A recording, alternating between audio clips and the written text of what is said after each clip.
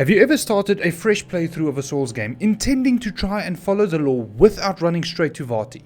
And then shortly after you realize that you haven't been reading item descriptions for the past 3 hours and you have no idea what's going on or who this boss is that you've been dying to for hours on end? Yeah, same. So my silly self decided that it would be a good idea to try that with our dearly beloved Sony exclusive. So strap in and enjoy as a lore noob tries to unfold the wonderful horror that is Bloodborne.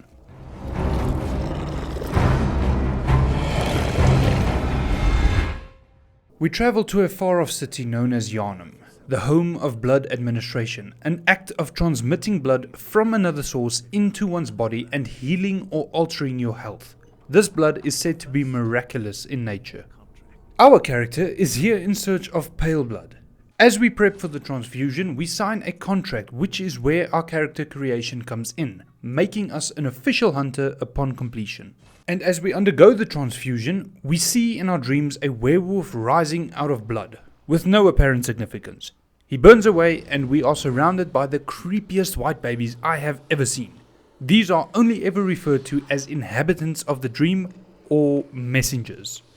When we finally wake up, we see a handwritten note with one simple instruction: seek pale blood to transcend the hunt. We don't yet know what pale blood is, but that is our sole objective at this point, and its significance will be made clear to us as we progress through the game. We head downstairs where we are greeted with a werewolf munching on some corpses. And I don't know how, but by some stroke of luck I successfully earned the title of Jack the Ripper.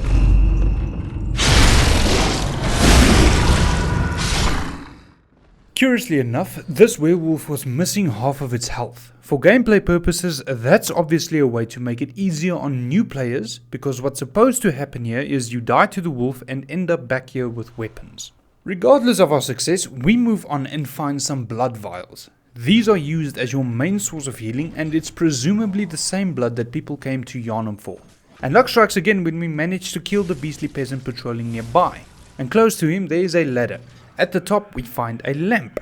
So much worse than the bonfires of Dark Souls, I might add. Seriously, why can't we just rest here like any other Souls game? Anyway.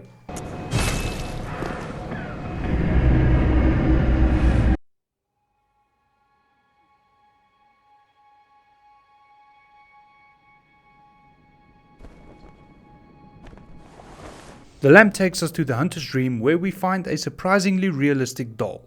As we make our way up the stairs, we are presented with our weapons of choice. I spend a few seconds pretending as if I'm interested in anything other than the saw cleaver and the blunderbuss, and I make my way inside the building. Here we meet Gehrman, an apparent friend to hunters, and he informs us that this was once a safe haven, which appears to still be the case. He also mentions that hunters use blood to enhance their weapons and flesh, which explains our hunters' fast reflexes, speed and strength. It was the blood that made us so, and also why blood heals us. Gehrman proves himself a bro though by giving us some friendly advice. Just go out and kill a few beasts. It's for your own good. Behind him we can see a note that elaborates on this, which reads, "To escape this dreadful hunter's dream, halt the source of the spreading scourge of beasts, lest the night carry on forever." So we'll be stuck here unless we go out and put a stop to whatever's going on. Thanks for the heads up, buddy. During this brief respite, we can have a look at our attire's description. The hood informs us that it is worn upon awakening to the nightmare. Without memory, who will ever know? So we know nothing of where we came from or who we were. The garb tells us that we are not locals to Yharnam and that we come from very far away. Great. So our hunter literally knows just as little as we do. The bandage tells us that we were infused with unknown blood.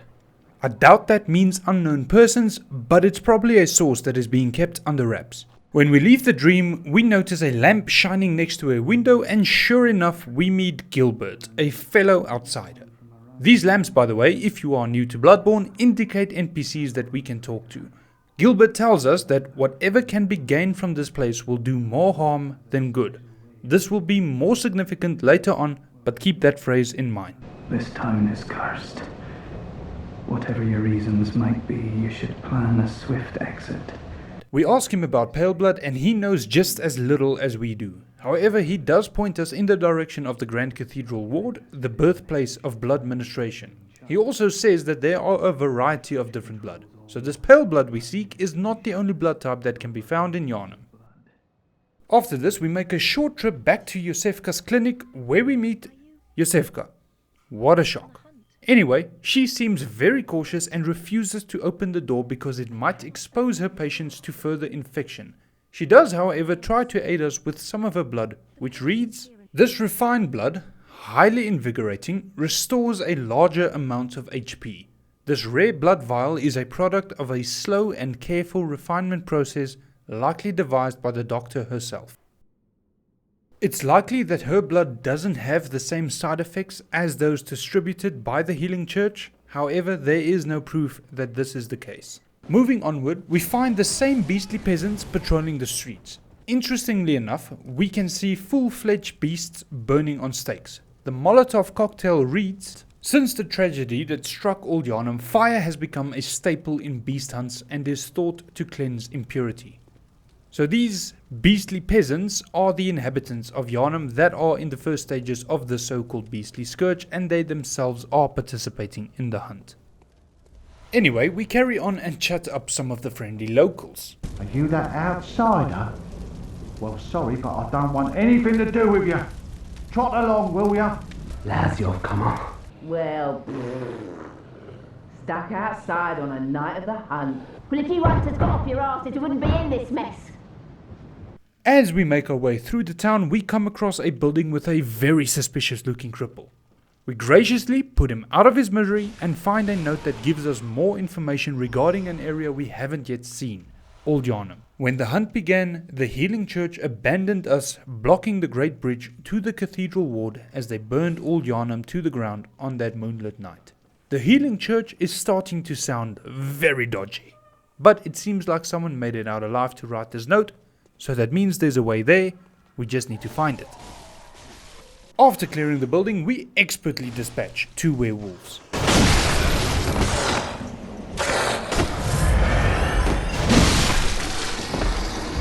We move forward where we come across a sewer section in which we find citizens that appear to have progressed further into beast mode. The pungent blood cocktail reads, "A precious tool in sadly short supply. In Yharnam, they produce more blood than alcohol, as the former is more intoxicating. Since we are clearly enhanced with blood, maybe the residents are affected in this way because they abused the blood, or worse, because they trusted in the blood." In this same sewer, we find a new armor set. This has no real importance in its description, it just looks cool and I wanted to show it. As we clear the sewer, we find these very rude sewer dwellers who decided to greet me by spitting at me. After killing them, we move up one of the longest ladders in all of these games.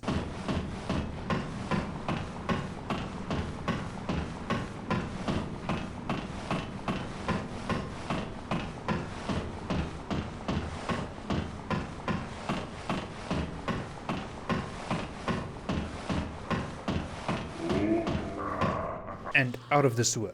At the top, we find a very interesting item called Madman's Knowledge, which reads, "Skull of a madman touched by the wisdom of the Great Ones. Used to gain insight. Making contact with eldritch wisdom is a blessing, for even if it drives one mad, it allows one to serve a grander purpose for posterity." The word eldritch means sinister or weird. The Great Ones probably fall under both categories if we look at the image depicting the madman's knowledge. Also, the last bit, for posterity, meaning something done for future generations, explains why we ourselves can gain insight by using this item, and eventually as you accumulate more insight, you'll be aware of more and more bizarre stuff going on in the world. Across the bridge where we found the madman's knowledge, we find another brick troll and dispatch him accordingly. Remember this brick troll. And climbing yet another ladder, at the top we meet a little girl through a window who recognizes that we are a hunter by our stench. You see, the little girl's father is a hunter as well, and she can smell the same scent on him after one of his hunts. Now apparently her father hasn't returned from his last hunt, so her mother went in search of him, and she gives us a description by which we can recognize her mother after we agree to help find her. She also gives us a music box which she says will help her father remember them when he forgets. So we can assume that her father sometimes loses his mind when he's out on one of his hunts. Very important information. And if we look inside the music box, we can see that there is a scrap of paper which mentions two names, Viola and Gascoigne. But moving on, we head to another sewer section, and off to the side we find Eileen. She tells us that there are no humans left. She also hints at the fact that this night is especially dangerous. She points out our humanity, that if we aren't a little afraid, we are no better than the beasts themselves. This line will explain something she says later. For now, we carry on. Are you guys ready? Because a hunter must hunt. Fun fact, the residents of Yharnam cannot pronounce the letter T because Eileen here used them all. After clearing the sewers, we then return to the hunter's dream and see that the doll has awakened thanks to us gaining insight. She also gives us some information about German. Apparently he was a hunter long ago and now oversees the dream. As you'll soon discover, coming into contact with anything that has transcended the natural order of being will also give us insight as well as defeating them. Speaking of which, it's time to go tackle our first boss. This boss is called the Cleric Beast, and he sets the tone for how damn loud everything will be in this game. His name doesn't give us much information other than he might have been a high-ranking member of the Healing Church. The Saw Cleaver and the Molotov cocktail gives us information on how to easily defeat him. Beasts are weak to fire and serration, so our weapon and cocktails put us in a very advantageous position. However, he can still mess you up if you are careless. After defeating him, we get the Sword Hunter badge that confirms he was a member of the Healing Church. But more than that, he was a hunter for the church. It does mention Ludwig, however, the first hunter from the Healing Church, but it's doubtful that this was he since the badge mentions many hunters turning into beasts. Anyway, we realize that this must be the Great Bridge, the one that the Healing Church closed off. So we need to find more information on what other path could lead us to the Grand Cathedral. Afterwards, we head back to the dream to grab another level and go speak to Gilbert again, and he says that we should head south of the Great Bridge, which will lead us to a dodgy part of town. Now this takes us to the next boss. However, I was going to try and cross this bridge for the sake of entertainment, but I've only died once so far, and it was to this piece of crap.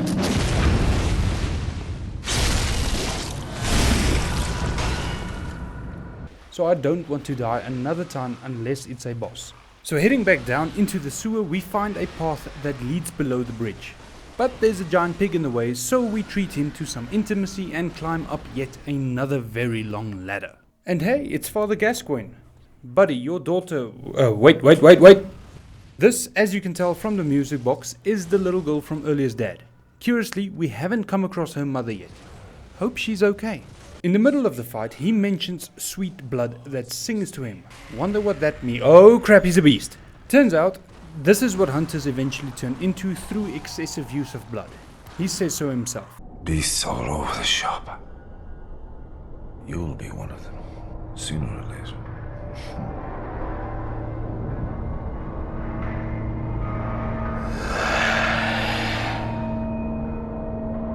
And his line in the middle of the fight reinforces this idea, as well as everything else we've come across so far regarding blood. After killing him, we notice a glowy object on a roof, and as we approach it, we find out that it's the little girl's mother. Gascoigne probably killed her by accident, seeing as his mind is lost. However, there is nothing that explicitly says he killed her, so it might be the beast that Gascoigne was chopping up. But still, how do we tell the little girl that her father probably killed her mother?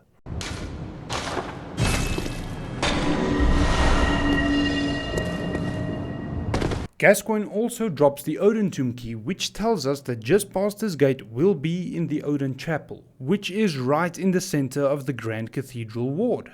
We're getting closer to the place that Gilbert said we should be able to get some answers. But instead of answers, we come across another note which reads, "The Bergenworth spider hides all manner of rituals and keeps our lost master from us. A terrible shame. It makes my head shudder uncontrollably." At this point we haven't heard anything about Bergenworth or its spider, so all we have now is more questions. As we enter the chapel, we meet the Oedon Chapel dweller, a lovely person, though I'm not sure at this point if it's a he or a she, so we're gonna call him a he. He also informs us that this night is worse, typical Soulspawn theme.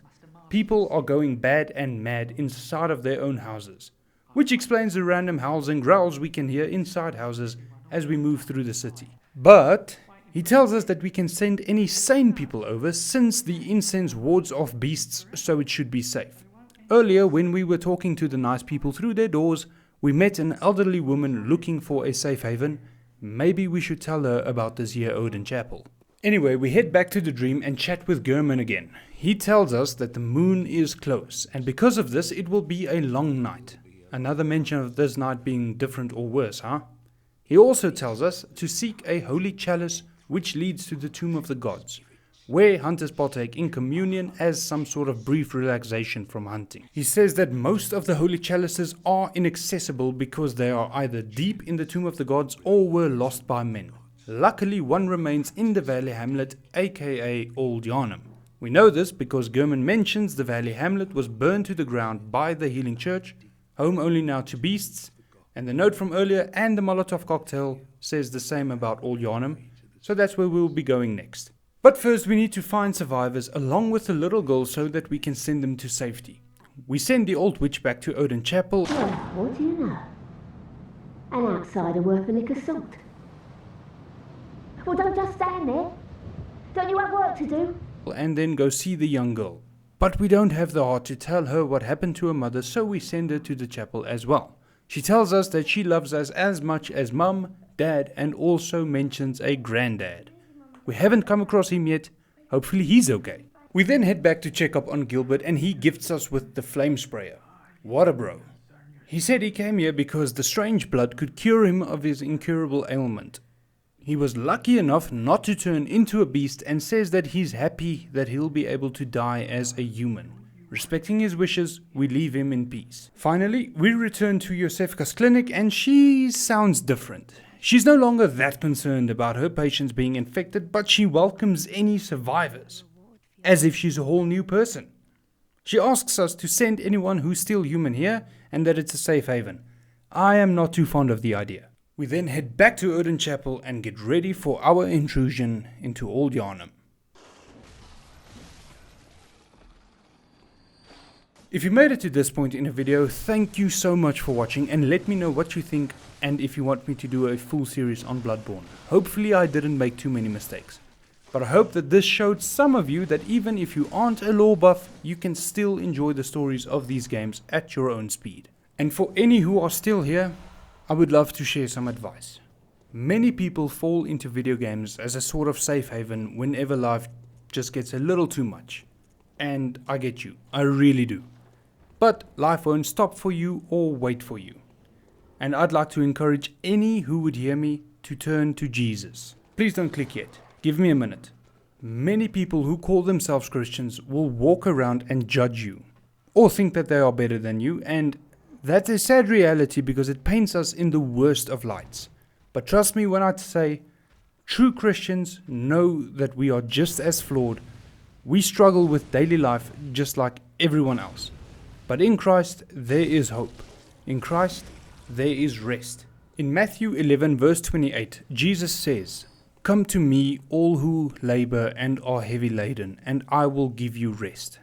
Take my yoke upon you and learn from me, for I am gentle and lowly in heart, and you will find rest for your souls.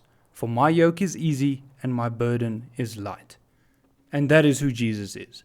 He is not someone waiting to condemn you. He gave his life so that you can approach him as you are and be loved in a way that no human being can love. I hope you are all doing okay though, and that your life may be filled with blessings and love. That's all for now. Stay safe and may God bless you all.